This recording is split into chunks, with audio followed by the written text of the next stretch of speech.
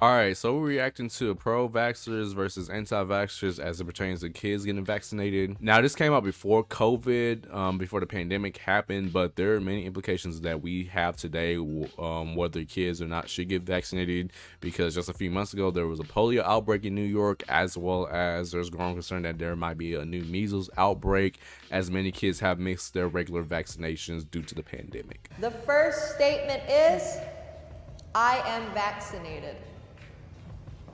Thank God. I was about to say. For me, and I'll continue to get vaccinated regardless of the risks, because I've seen too many things on the other side. I've seen kids, come into the ICU and die from being, getting the flu. Yeah. I've always felt like the risks are far outweighed by the benefits of getting the protection. All right, so for those of you that don't know, I actually have a twin brother who has autism. We never really put that out there because I protect him, for his safety. But pretty much my mom always was just like, she felt like it was the vaccines that probably did it. Because after he took it, that's when he started to change and something. And, obviously it wasn't true. It's something else, because autism develops, even when the baby is developing in the stomach. So it was something back down the line. But even if she thought that it came from the vaccine, she still doesn't regret getting him vaccinated, because she knew the risk of him, dying from the flu, dying from other diseases, dying from polio, measles, outweighed the fact that he had, autism. I think that's what a lot of people need to realize, that, whether or not what you get from a vaccine, might affect you. That is still a lot better than what you can, get when you get one of these diseases. Like, you could get deleted, you can get debilitated for life. I will acknowledge, of course, as a pediatrician, I know vaccines work. Yeah. I know they give you protection. Then why are you But they anti-vaxxer? vary greatly in what that protection is. It's not like 100% magical shield over you completely. But I do acknowledge there are some vaccines, like the measles vaccine and the chickenpox vaccine, that honestly, if you don't get those vaccines, you do risk catching the disease and passing it to others. I want to know more about him, why he's an anti-vaxxer, because yes, we've all known vaccines don't have 100%, rate. Like, you're not going to get it, you'll be magically protected.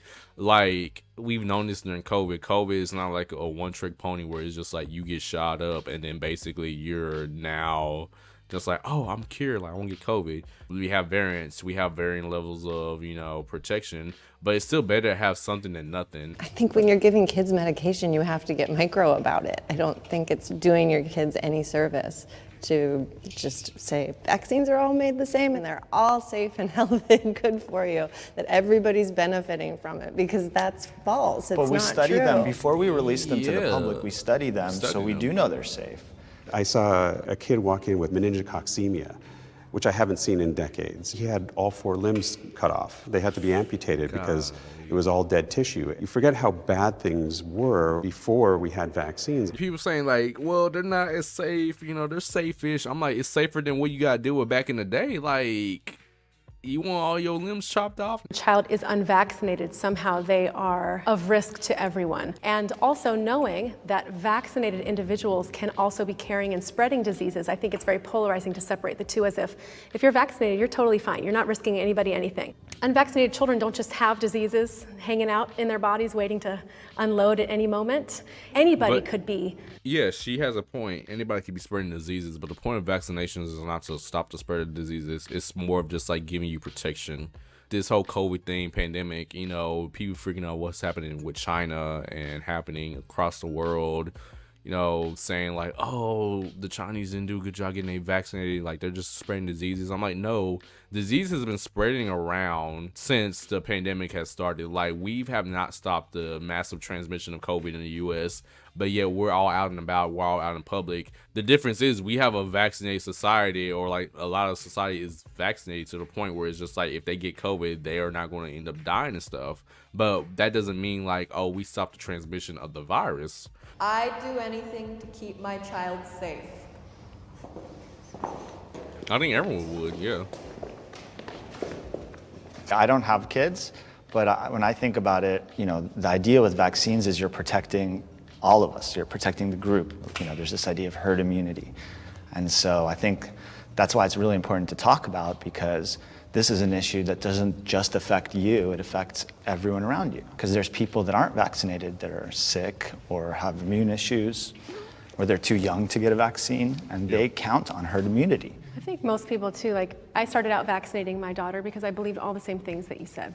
It wasn't until she had a reaction and several reactions that I actually had to look at it differently, where I realized by continuing vaccinating for her, that actually would hurt her. Okay, that's a different conversation. Like, if she's unable to take the vaccine, that is totally understandable. That's when we talk about more like herd immunity, to the fact that, you know, people need to get vaccinated, not necessarily for them, but people around them. Because vaccines, to at some point stop transmission. It's not completely exit out, as we've seen with COVID, like I just said. But it's more of just like, you know, making sure that we're trying to create at least somewhat of a protective wall against a person from getting the spread of it. The side effects are like 1 in a million, 1 in 2 million, whereas the side effects from the diseases, when I see all these outbreaks and things like that, I'm going to choose vaccines every time. And that's, I think, right there is the disservice to this conversation, because it is a risk-benefit analysis, and what's unfortunate is how downplayed those risks are. I only started investigating vaccines because I ended up with a kid with an autoimmune disorder. So what does that mean? And instead of finding answers, I found more questions. The 1 in a million is not a real number. It's really not.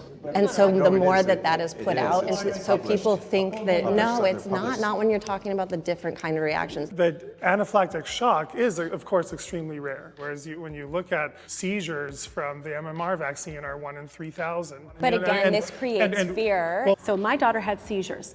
Seizures for most people are considered kind of a big deal. You know, when it happens to you, that downplayed element of, well, that's not anaphylactic shock, it's just a seizure. It is just a seizure, but seizures can be dangerous. I don't think it's an idea of downplay. I think it comes back to what we were saying with the risk-benefit analysis. Looking at facts. And I think the data is very clear that the benefits of giving vaccines by far outweigh the risks. So I don't think it's a question of downplaying the risks. They're there. They're not downplaying risks, like he just said. The risk going to be there. We're not saying the risk is like invisible. What we're saying is you're more likely to get something from the flu, from measles, from polio, from COVID, and having a worse quality of life, like I said earlier, than, you know, if you just took the vaccine. Which would you rather have? And I'm not trying to simplify it, because we are talking about kids here, but it's just one of those simple situations where it's just like, if you don't have a medical exemption, if you don't, you know, have any special reason why you shouldn't get vaccinated, I think everyone needs to get vaccinated, you know, that don't fit that population. Anytime anyone, whether it's a teacher, a friend, something I read online, my mom, you know, the doctor, anytime anyone tells me, oh, you should do this, especially if it has to do with their health, I'm going to do research. Yes, of course there were times where I got a second opinion or did the research on my own and asked the questions. That's natural, and I think that as parents, we have to do that. Well, it's hard to trust someone who sees your child for 10 minutes twice a year. In the end, parents know their children best. And that little office visit where your pediatrician looks at your child. Like, understand that as a mother, just because you don't have the DR in front of your name, it doesn't make your opinion somehow less valuable. Like, I agree parents have more valuable opinion than doctors, because they with them on a day-to-day basis. Like, doctors see a kid probably for like 30 minutes and just like go to the next one in our society. But I feel like some parents are very biased. And I say this especially when you have parents who have more conservative values and you have kids, just for example, you know, they start saying like, oh, I'm part of the LGBTQIA plus community. The parents are going to completely just shun them away. Like, parents don't always know best with their kids, but I think parents should have like valuable input into what their kids, you know, should, you know, get when in terms of healthcare, like how they should live their lives and stuff, because they raised them, they birthed them, you know, seen them when they were babies, changed their diapers, fed them. Their opinion is valuable, but it's just like you need to have other opinions in there because you don't have professionalism in other areas. As a young doctor, I think there's a lot of distrust when it comes to physician recommendations. It sucks because, you know, you spend decades training and learning, and your heart is in this place where you want to like be of service to people, and then you're not trusted. But, you know, to answer the question, you shouldn't just blindly trust anyone's opinion, your doctor or anyone. Ironically, the doctors are the ones that... Well, Not the doctor. My daughter has epilepsy, and in March she was also diagnosed with juvenile idiopathic arthritis. I went to the rheumatologist, and the rheumatologist said, we're going to put her on methotrexate. And she's like, yes. but we use it in a low dose, and it doesn't cause harmful side effects. You have to trust me. I said, okay. And I trusted her. And I am so glad that I did. Before all this happened, she was a competitive gymnast. And she used to walk up and down the stairs like she was 90 years old. She couldn't hold a pencil in her hand. Now she's back on the bars, back on the beam, doing things which my wife and I never thought that she would do again. Mm-hmm. So yes, do I trust my physicians? Yes. Do I question them? Yes. I will say, look, can we do this for her? Can we do this instead? And yes, I can appreciate what you guys have said as far as people hearing you. And I think that's the biggest problem in medicine, is that time is short, clinicians aren't listening. And I think that as a pediatrician, one of the most important jobs that we have is to listen to parents. And I think that if any pediatrician isn't doing that, they're not doing their job. There is too much hostility between the two sides. Yeah, absolutely. I don't like it. I want us to be able to talk. I want us to be able to have relevant and educated conversations. And I think at the core of this conversation is what is at the core of humanity and being a parent, which is that we all want to do right by our children, and we want to lead happy, healthy, and productive lives. Yeah, I have no doubts in my mind of how I've come to my decision making on the subject, which has been tedious and thorough, to say the least. I did not expect to go down this path in my life. But I have people who won't be friends with me, who I've had death threats on social media.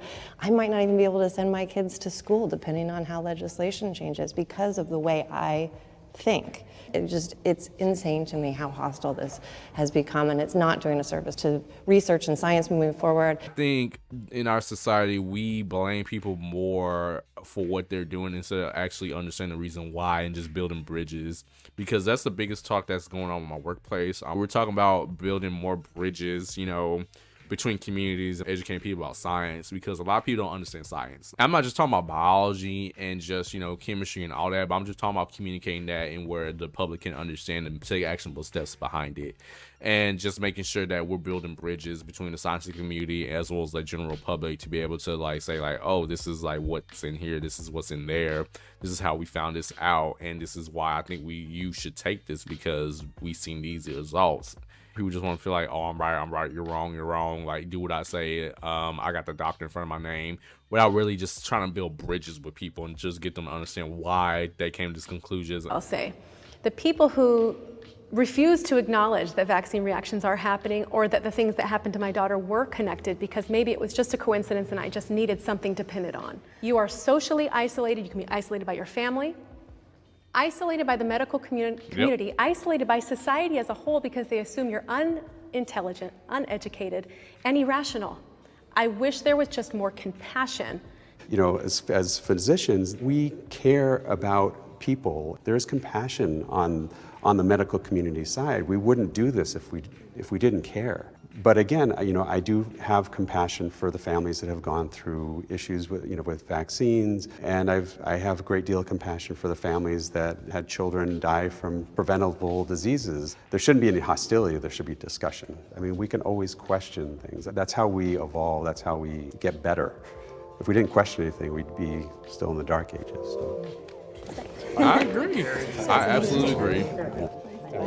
All right, so that was one of the most wholesome debates I've seen in a while. I think everyone had valid reasons for how they feel the way they feel, and I don't feel like there's more, connection than there is separation with this whole issue. Because if we're being honest, your high school biology class does not teach you anything about health as it relates to you, or it doesn't really create, any, relative understanding of how health works in this society. You shouldn't have to go to college or get all these fancy degrees or get a DR or MD behind your name to be able to understand that, so-and-so vaccines help your kids with this, and the risks of these vaccines are pretty low. And I just feel like there needs to be better bridge building with our scientific communities to actually understand why people feel the way they feel and actually like figure out ways to like curb those gaps. But with that being said, that has been anti versus pro vaccines as it relates to kids. If you'd like to see that, please like, subscribe, turn on post notifications, all that wonderful good stuff. If you want to see some of my other commentary videos, here's some right here. So definitely go like it up, subscribe, all that wonderful good stuff.